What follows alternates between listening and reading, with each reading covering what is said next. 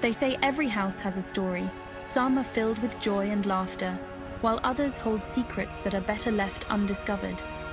I never thought I'd be the one to live in a nightmare. A nightmare that would haunt my every waking moment and invade my dreams. I moved into this house, hoping for a fresh start. The promise of new beginnings was intoxicating, and I was eager to leave my past behind. A new state, a new life. I drove for hours, crossing state lines, feeling the weight of my old life lift off my shoulders with every mile. But little did I know, something ancient and malevolent had already claimed it as its own. The attic, a place I rarely visited, held a dark secret.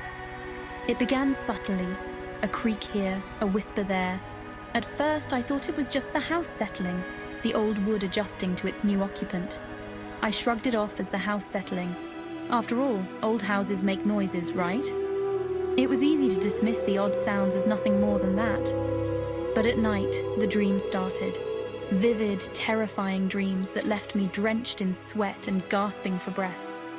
In my dreams, the attic was alive. It pulsed with a sinister energy, drawing me towards it, even as I tried to resist.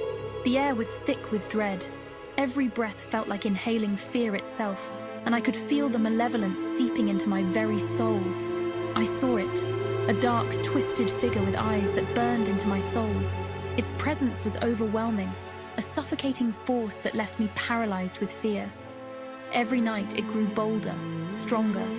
The line between dream and reality blurred, and I began to dread the coming of night. During the day, strange things happened.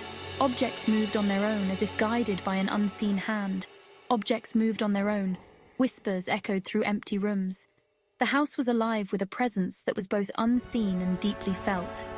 I tried to ignore it, rationalize it. I told myself it was just my imagination, that there was a logical explanation for everything. But deep down, I knew I wasn't alone.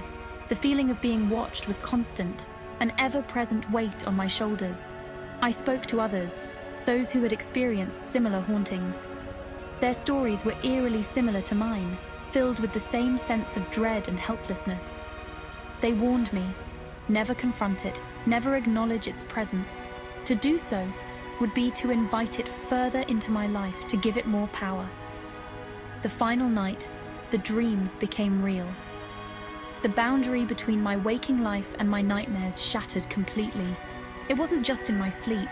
The dark figure was there, in my room, its eyes burning with a malevolent intensity. It was there, standing at the foot of my bed, watching me. Its presence was a physical weight, pressing down on my chest, making it hard to breathe. I couldn't take it anymore. I ran.